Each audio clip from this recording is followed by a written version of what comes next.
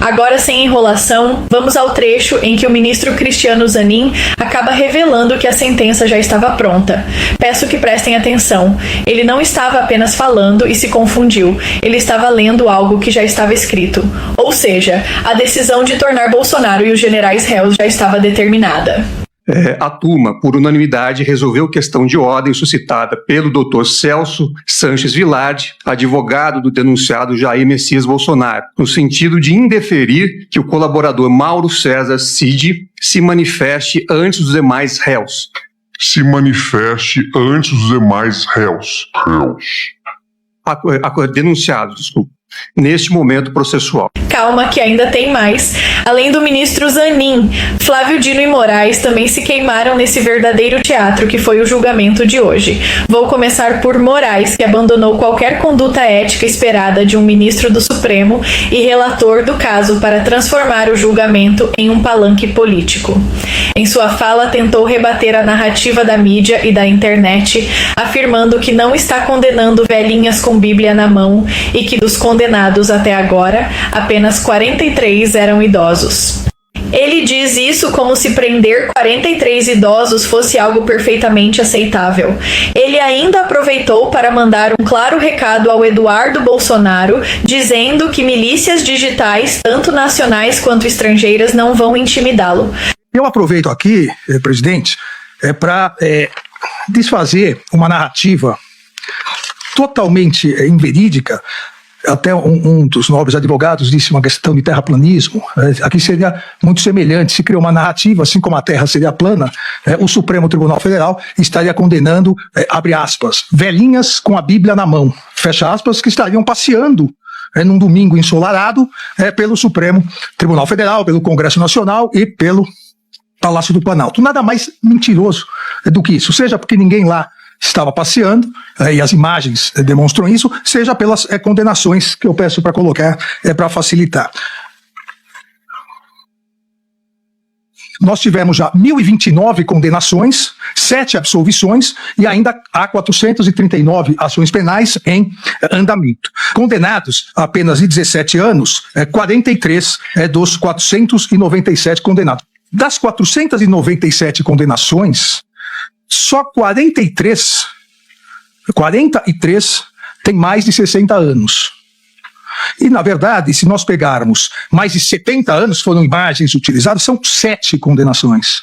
Nós sabemos que as milícias digitais continuam atuando, inclusive durante esse julgamento, tentando pegar trechos para montar, porque a especialidade dessas milícias digitais, a especialidade na distribuição, na produção e distribuição de fake news para tentativa de intimidar o Poder Judiciário. Não perceberam que se até agora não intimidaram o Poder Judiciário, não vão intimidar o Poder Judiciário, seja com polícia, seja com milícias digitais nacionais ou estrangeiras, porque o Brasil é um país soberano e independente.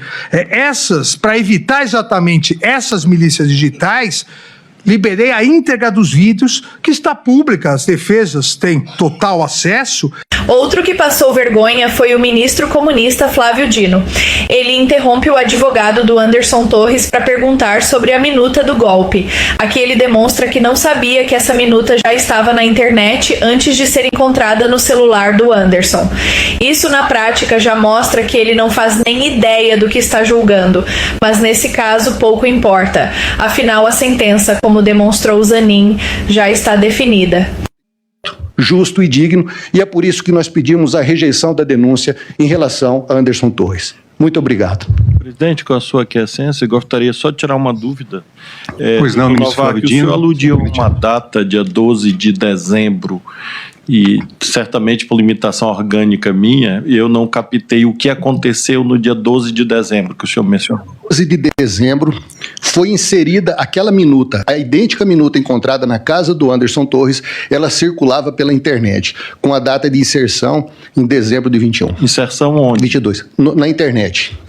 Publicamente? Isso. Ok, agradeço ao senhor. Obrigado, ministro. Muito obrigado. Agradeço ao doutor Elmar Roberto Novak.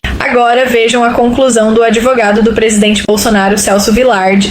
Ele foi certeiro ao expor que foi Bolsonaro quem socorreu o ministro da Defesa, indicado por Lula, que enfrentava dificuldades em estabelecer uma boa relação com os comandantes das Forças Armadas.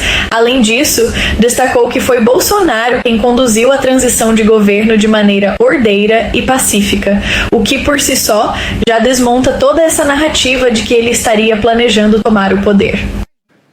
Então, senhores ministros, para terminar, eu quero dizer o seguinte: eu entendo a gravidade de tudo o que aconteceu no 8 de janeiro.